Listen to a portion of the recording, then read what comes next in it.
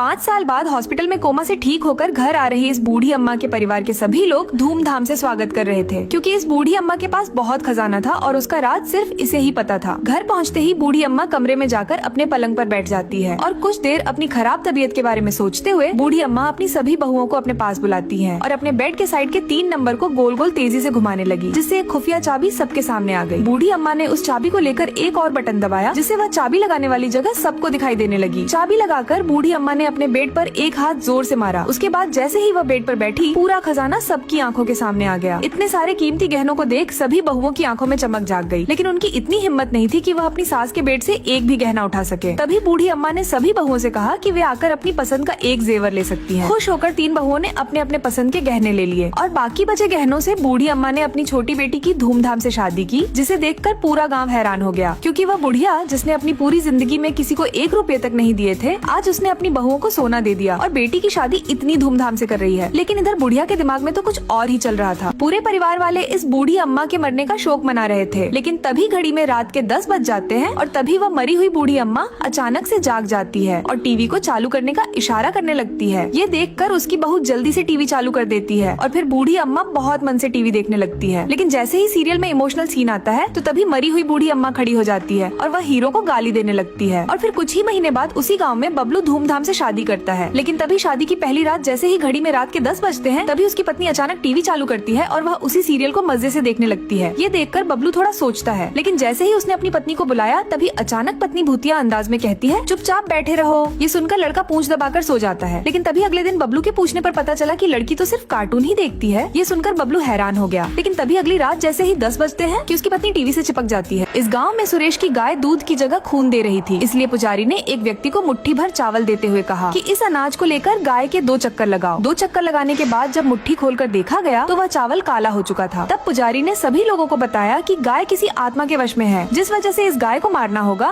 नहीं तो यह पापी आत्मा पूरे गांव को शमशान बना देगी। गाय को मारने की बात सुनकर बुढ़िया चुपके से उस गाय को खोलकर वहाँ से भगा देती है, जिसे गाँव के लोग पकड़ने के लिए गाय के पीछे भागने लगते हैं। लेकिन उसी समय सीनू वहाँ आकर सभी की धुलाई करके गाय को बचा लेता है। उधर श्राद्ध पूजा करते समय नींबू से खून निकलता है और नारियल अपने आप ही जल जाता है, मगर अभी तक कोई यह नहीं जान पाया कि आत्मा आई कहाँ से है। सीनू आत्माओं जैसे अंधविश्वास को नहीं मानता था, बल्कि उसे सिर्फ अपने विज्ञान पर विश्वास था और वह इसी समस्या को सुलझाने के लिए शहर से गांव आया था। इसलिए कुछ महीनों का समय लेकर वह अपनी जांच पड़ताल पर ध्यान देता रहा। अब सीनू को लग रहा था कि गांव में उल्कापिंड गिरने के कारण ही यह सब हो रहा है और काफी खोज करने के बाद भी सीनू को कुछ पता नहीं चला। लेकिन गाँव में लोगों की मौत होनी शुरू हो चुकी थी, जिसके बाद वह पापी आत्मा जानवर के शरीर में घुसने के साथ साथ इंसानों को भी अपने वश में करके मार रही थी। इस गाँव में हर साल एक उत्सव होता था और जानवरों का खेल, जिसमें गाँव के सभी लोग हिस्सा लेते और खूब मजे करते थे। इस त्योहार का सबसे बड़ा खेल था कंबाला, जिसमें भैंसों को कीचड़ में दौड़ाया जाता था और जीतने वाले को एक अच्छा इनाम मिलता था। तभी एंट्री होती है गांव के जमींदार की, जिनका स्वागत फूलों के हार और तालियों से गांव वाले करते हैं, क्योंकि गांव वाले इस जमींदार को भगवान मानते थे। और इधर हर कोई खेल शुरू होने का बेसब्री से इंतजार कर रहा था। और फिर रेस में उतरता है शिवा, जो कि हर साल से जीतता आ रहा था। कीचड़ से सरने रस्से पर भैंसों की लगाम थामे शिवा किसी आंधी की तरह भैंसों को दौड़ाता है। पलक झपकते ही शिवा फिनिशिंग लाइन को पार कर लेता है और एक नया रिकॉर्ड बना देता है। लेकिन खेल का इनाम देते समय जमींदार का आदमी, जो कि शिवा से जलता था, वो किसी और को विजेता घोषित कर देता है। बस फिर क्या था, शिवा पूरे गुस्से में स्टेज पर पहुंच जाता है और जाकर जमींदार के आदमी का कॉलर पकड़ लेता है। उसके बाद शिवा उसे एक जबरदस्त किक मारता है। उसके बाद कीचड़ के बीच शिवा अकेले ही सबको धूल चटाने लगता है, सबको बुरी तरह मारता है और हड्डियां तोड़ने लगता है, जिसके कारण सब डर कर भागने लगते हैं। लेकिन तभी मैदान में एंट्री होती है शिवा की माँ की। उनका एक थप्पड़ खाते ही वो खूंखार शिवा भी एकदम से शांत हो जाता है। ये आदमी राकेश इतना ज्यादा मक्खी चूस होता है कि वो घर के पैसों को बचाने के लिए किसी की भी शादी में घुसकर खाना खा लिया करता था। लेकिन तभी उन्हें एक लड़की के शादी में जाने का इनविटेशन आ जाता है और तभी राकेश लड़की के लिए बहुत बड़ा गिफ्ट पैक करवाता है। लेकिन उसकी पत्नी को अपने कंजूस पति पर यकीन नहीं होता है और जैसे ही उसने गिफ्ट खोला तो अंदर 20 रुपए वाला परफ्यूम रखा हुआ था। इसके बाद पत्नी गिफ्ट के लिए एक 20,000 वाली मशीन खरीदती है, जिसके बाद वो लोग शादी में जाते हैं और राकेश पैसा वसूल करने के लिए 2-2 प्लेट खाना भर लाता है। यहाँ तक कि वो चुपके से एक थैली में बाकी का खाना भरकर घर भी ले जाता है। लेकिन तभी अगले दिन उन्हें पता चला कि लड़की ही भाग गई, जिस वजह से शादी नहीं हो पाई थी। यह सुनकर राकेश सीधा अपना कीमती गिफ्ट लेने के लिए लड़की के घर वालों के पास जाता है। लेकिन तभी उन्हें पता चला कि लड़की वालों ने गुस्से में सभी गिफ्ट दान कर दिए हैं। ये सुनकर राकेश का दिमाग खराब हो गया, क्योंकि वो मशीन राकेश को किसी भी हाल में वापस चाहिए थी। जिसके बाद वो उस कीमती गिफ्ट को लेने के लिए उसी आश्रम में जाता है जहाँ सभी गिफ्ट दान किए गए थे। लेकिन राकेश को वहाँ पर भी गिफ्ट नहीं मिलता। अब आगे क्या हुआ देखने के लिए वीडियो को लाइक, सब्सक्राइब करके कमेंट में अपने कंजूस दोस्त का नाम लिख दो।